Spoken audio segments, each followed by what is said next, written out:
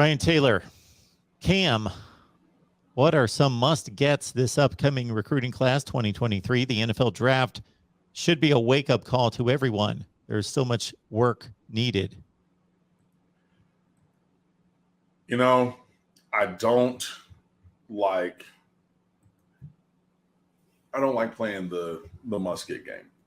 I wrote an article one year where I don't believe in such things because there's always another insert here.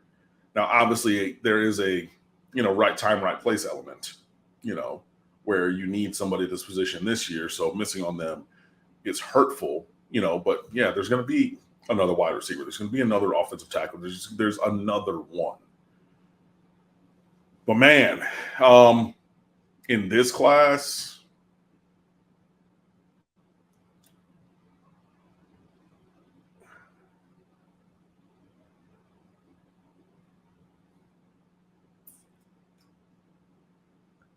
honestly, I would have to say wide receivers down here in South Florida.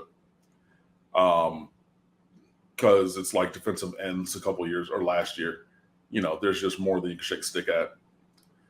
I would say if you need a wide receiver, and you do, I would say that you need, in the wide receiver group, you have to have either Brandon Ennis, 5-star All-American from Plantation American Heritage, or Jaylen Brown from Gulliver Prep at the top of your class. We have to have one of those guys. Have to, must. It's required.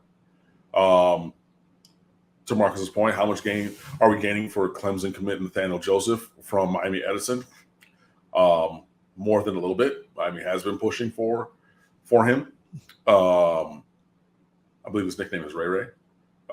But Miami's been out of practices, during the evaluation period of the spring. I know Gabby Urrutia from 247, former State of the U contributor, he has even spoken about that. He's quick, he's shifty. He just makes guys miss. He's fast. So, you can never have too many of those guys. Hakeem Williams from Stranahan up here in Fort Lauderdale.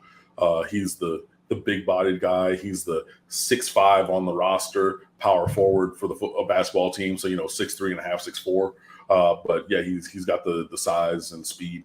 And he can refine his skill, but he's pretty damn good. So he's the guy that we need, I think, towards the top of the class for wide receivers as well. So I don't necessarily think that – and, again, obviously, there's always going to be guys every year.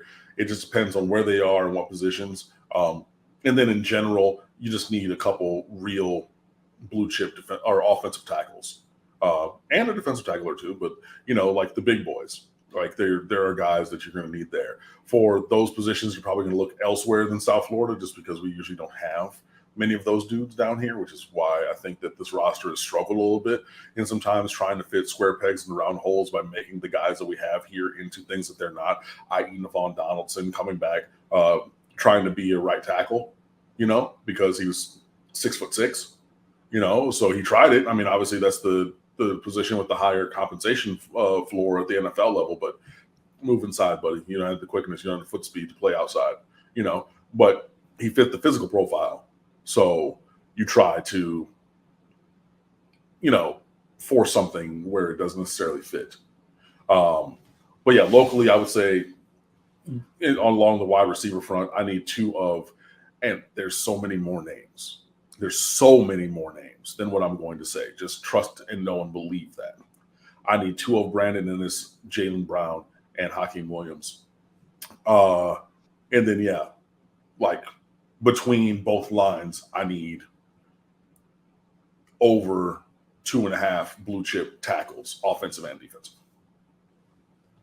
Falconer X. Now, this is phenomenal. So maybe 3 or 4 months ago, Falconer X was obviously on one of my call-in shows, and somebody called in, and this particular caller was giving excuses to the Colorado football team in 1990 for losing a game against Missouri because of the turf.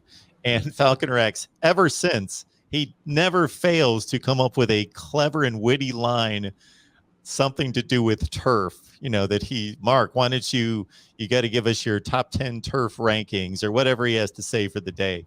And so today it's Mark. I'm currently working with Scott's Fertilizer and Miracle Grow to get a turf sponsor for when you launch the turf channel. Nice.